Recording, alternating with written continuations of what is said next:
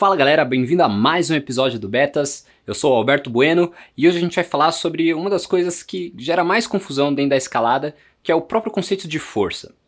O conceito de força, na verdade, ele é composto de várias coisas e hoje a gente vai entender cada uma delas. Então, bora lá!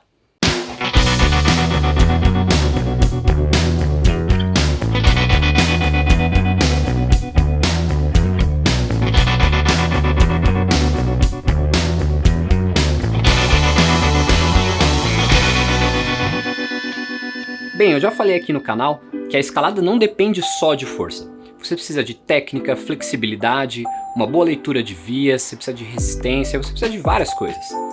A grande questão é que a maioria dos escaladores acham que sempre a única coisa que está faltando é força. E na verdade, geralmente você vai melhorar mais rápido se você treinar a coisa que você tem mais dificuldade.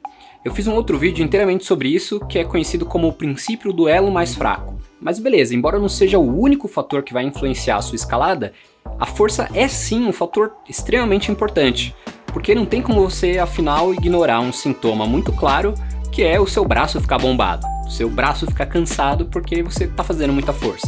Então o objetivo desse vídeo é aprender o que de fato significa força, ou seja, quais são todos os aspectos que compõem o que a gente chama de força. Em outras palavras, o que significa ser um escalador forte. Então primeiro a gente precisa entender como um movimento acontece. O nosso corpo ele é composto de várias partes, o esqueleto é uma delas. Os músculos se conectam ao esqueleto e é eles que vão fazer os movimentos acontecerem. Eles se conectam ao esqueleto por meio de uma coisa chamada tendão. Imagina que você precisa levantar algo, por exemplo, uma xícara de café. Para isso a gente precisa mexer o nosso braço e o nosso antebraço. Como funciona? O cérebro manda um sinal para o músculo, por exemplo o bíceps, e ele vai contrair. E aí ao contrair, como ele está amarrado no antebraço, ele vai puxar o que você está segurando e isso vai gerar o movimento. Então de certa forma, todo movimento é gerado por contração de um ou mais músculos. Mas afinal, o que é um músculo? Um músculo, por exemplo o bíceps, é composto de diversas células. Essas células são chamadas de fibras musculares. Uma fibra muscular funciona como se fosse um interruptor, ou ele está ligado ou ele está desligado. Então nesse caso, uma fibra muscular ou ela está contraída ou ela está relaxada. Então quando a gente fala que o músculo contrai, na verdade o que está contraindo são as fibras musculares. E aí o que muda de uma contração para outra é a quantidade de fibras que vão ser contraídas naquele movimento. Por exemplo, para levantar um café, você não precisa de tanta força assim. Então o seu músculo só vai recrutar algumas fibras para contrair e aí com isso você já tem força suficiente para levantar o café. Agora, se você estiver levantando uma mala pesada de escalada, você vai precisar de mais fibras contraindo para gerar mais força para conseguir levantar aquela bolsa. Portanto, essa ação do músculo contrair algumas fibras é chamado de recrutamento muscular. Agora que a gente já entendeu alguns conceitos básicos do nosso corpo, vamos falar sobre força. Na verdade, esse é um conceito um pouco subjetivo, porque geralmente a gente associa força com ser musculoso. Por exemplo, um cara que levanta 100 kg é mais forte que um cara que levanta 50 kg. Mas vamos pensar em alguns cenários diferentes. Por exemplo, imagina dois corredores, um que faz 100 metros rasos muito mais rápido do que o segundo, só que o segundo consegue correr uma maratona e o primeiro não. Agora vamos pensar num outro exemplo, um exemplo de escalada. Um escalador consegue mandar um boulder de grau V5, mas ele não consegue mandar, por exemplo, uma via de grau 8A de 40 metros porque ele cai na metade. E um segundo escalador não consegue mandar o boulder, mas ele consegue mandar a via. Então nesses casos, quem que é mais forte? É quem faz o boulder, que são aqueles movimentos mais dinâmicos e movimentos que a gente chama de fortes, ou o escalador que fez uma via mais longa e ele consegue resistir por muito tempo. Isso tudo mostra pra gente que a força, na verdade, não é um conceito tão simples e objetivo como a gente costuma pensar. Ele, na verdade, é composto por 3 elementos, que é a potência, a resistência de força e a resistência local. Para entender basicamente cada um desses aspectos, e a gente vai falar em mais detalhes de cada um deles mais pra frente, vamos ver 3 cenários. No primeiro cenário, você tem um boulder de 5 movimentos extremamente difíceis. Você precisa, para cada movimento, quase 100% da sua força máxima, só que num curto espaço de tempo. Esse é um tipo de movimento, esse é um tipo de cenário de potência, porque a fórmula física da potência é justamente o trabalho dividido pelo tempo. Em outras palavras, quanto mais energia você gasta em menos tempo, maior a potência necessária para você executar esses movimentos. No segundo cenário, você tem uma via com um crux de uns 15 movimentos, e cada um deles você tem, por exemplo, de 50% a 80% da sua força máxima que você precisa fazer. Esse é um cenário de resistência de força, que é a habilidade do músculo em sustentar um movimento de relativamente grande esforço, só que num período de tempo relativamente pequeno. É provavelmente um tempo maior do que o primeiro cenário, onde você fez um boulder de 5 movimentos, mas a força que você gasta ali é um pouquinho menor, embora não seja super fácil. Você está gastando uma energia de 50% a 80% da sua força máxima. E no terceiro cenário você tem uma via relativamente longa, onde cada movimento é fácil, entre 25% e 50% da sua força máxima. Esse é um cenário que a gente chama de resistência local, que é a habilidade do músculo de sustentar o esforço por um período relativamente grande, só que um esforço leve a moderado, né, de 25% a 50% da sua força máxima. Existe também outro tipo de resistência, que é a chamada resistência geral, que isso tem a ver com a habilidade cardiovascular do seu corpo, então isso vai ser assunto para outro vídeo. Então, resumidamente, a gente divide o conceito de força nesses 3 aspectos, porque cada um deles exige um conjunto de habilidades do seu corpo, dos seus músculos, diferentes. Nessa tabela, por exemplo, a gente consegue ver uma comparação entre esses aspectos de força. Quanto cada um deles exige de força máxima e em qual cenário de escalada ele é mais comum. Agora, antes de falar dos detalhes de cada um dos aspectos de força, a gente precisa entender um conceito que eu falei, mas não expliquei, que é o de força máxima. A força máxima é uma característica dos seus músculos, e ela é composta por, na verdade, 2 características, que é o tamanho do músculo e a capacidade máxima desse músculo de recrutar as fibras musculares. Então vamos começar com o tamanho do músculo. Como eu falei antes, um músculo é composto das fibras musculares e gordura entre essas fibras. Dado que todas as outras características são iguais, um músculo maior geralmente é mais forte que um músculo menor. Então a gente pode treinar para que o nosso músculo fique maior. Mas tem um pequeno problema relacionado com o músculo, que é o peso dele. Conforme o músculo fica maior, o peso dele aumenta mais rápido do que a força. Por exemplo, se você dobrar o peso de um músculo, a força vai aumentar só em uns 60%. Portanto, aumentar o tamanho dos seus músculos, ou seja, ganhar massa muscular, pode sim aumentar a sua força máxima. A única questão é que quanto maior o seu músculo vai ficando, menos eficiente vai ser esse ganho de força máxima. Agora vamos falar sobre o segundo fator que compõe a força máxima, que é o recrutamento máximo. Então, por exemplo, se você contrair metade das fibras do músculo, ele contraiu 50% dessas fibras. A grande questão é que os músculos têm uma dificuldade enorme de contrair todas elas ao mesmo tempo. Então, existe um limite de quantas fibras o músculo consegue contrair num determinado momento. Esse limite é chamado de recrutamento máximo. Esse recrutamento máximo varia de pessoa para pessoa. Isso explica porque 2 pessoas diferentes, com aparentemente o mesmo tamanho dos músculos, podem ter forças extremamente diferentes, porque cada um deles tem um recrutamento máximo diferente. Portanto, o recrutamento máximo é um fator que influencia na força máxima e ele é extremamente importante para escaladores. De certa forma, o escalador ideal teria músculos de tamanho moderado, para não ter um impacto tão grande no peso dele, só que um recrutamento altíssimo. Isso faria com que você tenha a maior combinação de força possível. Vamos agora finalmente falar sobre os aspectos de força. E o primeiro deles é a potência. Como a gente falou anteriormente, a potência é o trabalho dividido pelo tempo. Então, quanto mais força você faz em menos tempo, mais potência você precisa. E existem 2 fatores principais que influenciam na potência, que é a força máxima e a coordenação intermuscular. Como a gente viu anteriormente, se você aumentar a sua força máxima, você vai conseguir fazer um esforço maior. Portanto, ela afeta diretamente na potência. Em outras palavras, quanto maior sua força máxima, maior a sua potência.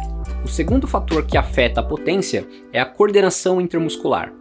Para entender isso, é preciso saber que na escalada, por ter diversos tipos de movimentos, você não precisa só que 1 ou 2 músculos trabalhem, mas sim que vários músculos trabalhem ao mesmo tempo para gerar a movimentação necessária. E essa sincronia dos músculos é chamada de coordenação intermuscular.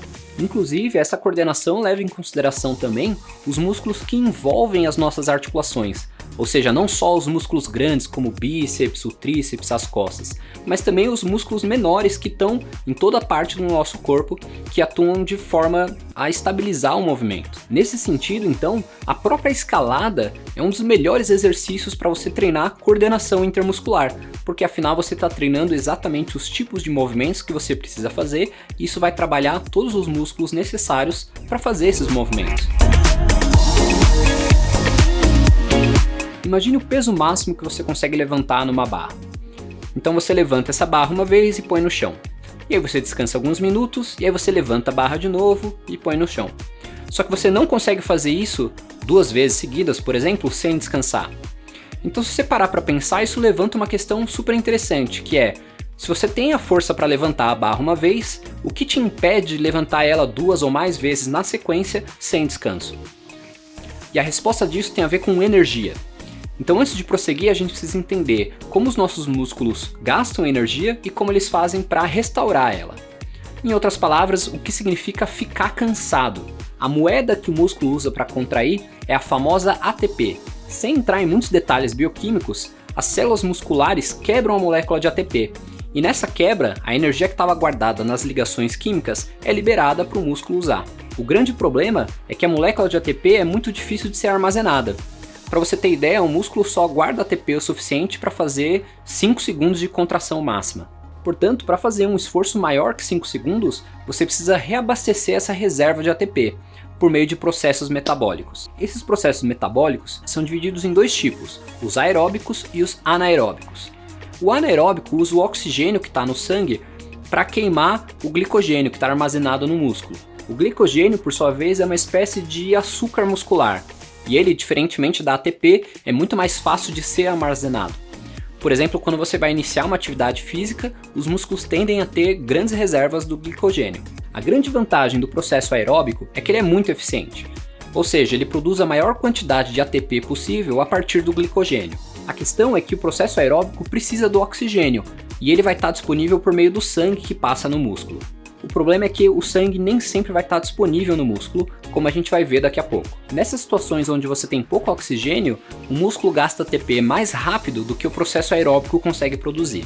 E é aí que entra o processo anaeróbico, que essencialmente queima o glicogênio de forma incompleta, produzindo relativamente pouco ATP em comparação com o processo aeróbico. Então o processo anaeróbico não é o ideal, mas numa situação como essa ele é melhor do que nada. Outra questão importante do processo anaeróbico é que, por ser uma reação incompleta, ele gera um subproduto, e esse subproduto é o famoso ácido lático.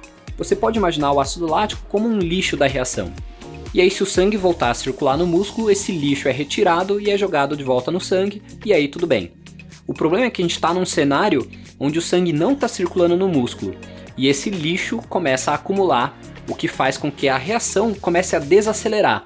Então, quanto mais ácido lático acumula no músculo, mais lenta fica a reação e, portanto, menos ATP você consegue gerar por tempo.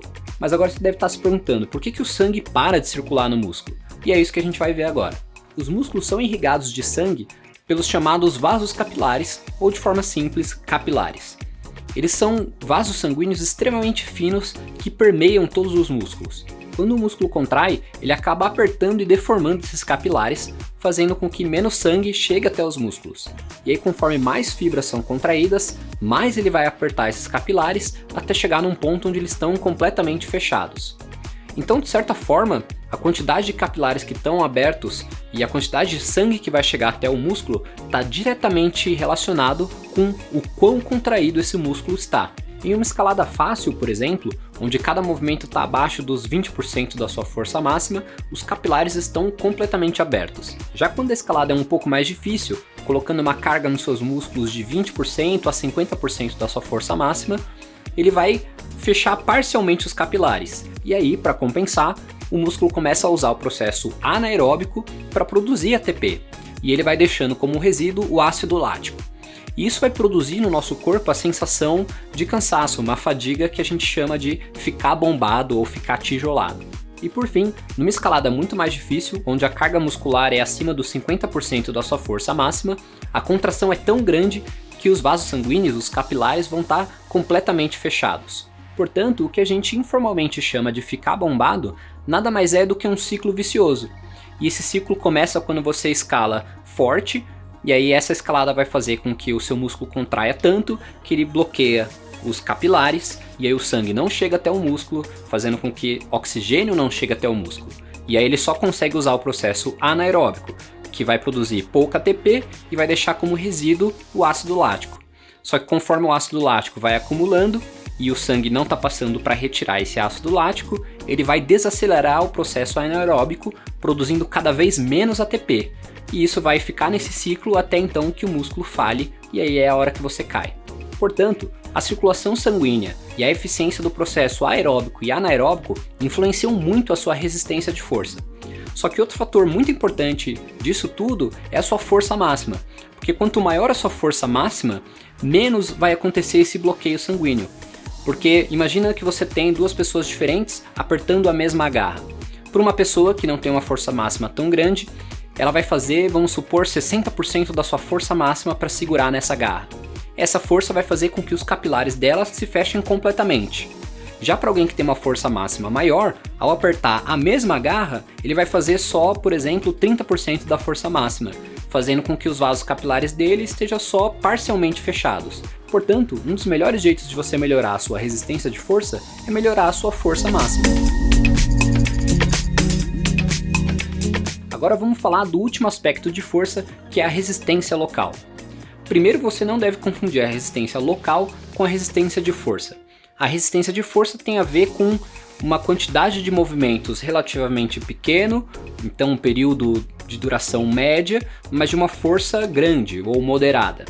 Já a resistência local tem a ver com um período longo de uma carga de leve a moderada. Então a resistência local é o que geralmente os escaladores chamam simplesmente de resistência. Ou seja, você consegue resistir, daí a palavra resistência, o tanto quanto os seus músculos conseguem restaurar a energia que eles gastam para poder contrair. Então, nesse caso, como a carga é baixa, como a gente viu anteriormente, os capilares vão estar parcialmente abertos ou completamente abertos.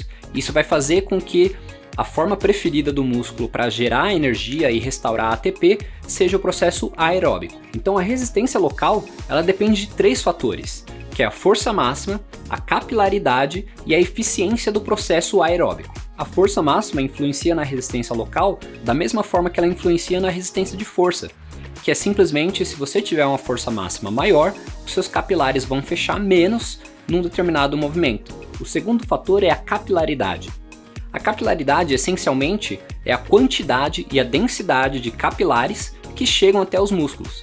Portanto, quanto melhor a sua capilaridade, mais sangue chega até os músculos, e dessa forma mais oxigênio chega até eles, e assim eles conseguem usar mais o processo aeróbico do que o processo anaeróbico. E por fim, o último fator que influencia a resistência local, que é a eficiência do processo aeróbico. Conforme você treina, o processo aeróbico do corpo melhora, porque o seu músculo começa a se adaptar aos exercícios e ele muda a sua bioquímica para ser mais eficiente, para gerar ATP mais rapidamente, para gerar mais ATP a partir do glicogênio e outros tipos de modificações. Qualquer tipo de treino vai influenciar não só aquilo especificamente que você está treinando, mas os outros aspectos. Então, um treino específico ele melhora habilidades, mas ele pode piorar outras. Por exemplo, quando você treina a resistência local, você perde recrutamento máximo, que portanto faz com que você perca força máxima e portanto faz com que você perca potência.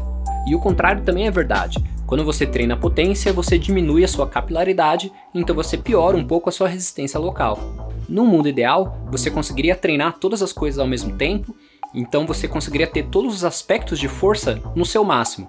A potência, a resistência de força e a resistência local. Mas isso não necessariamente vai ser verdade.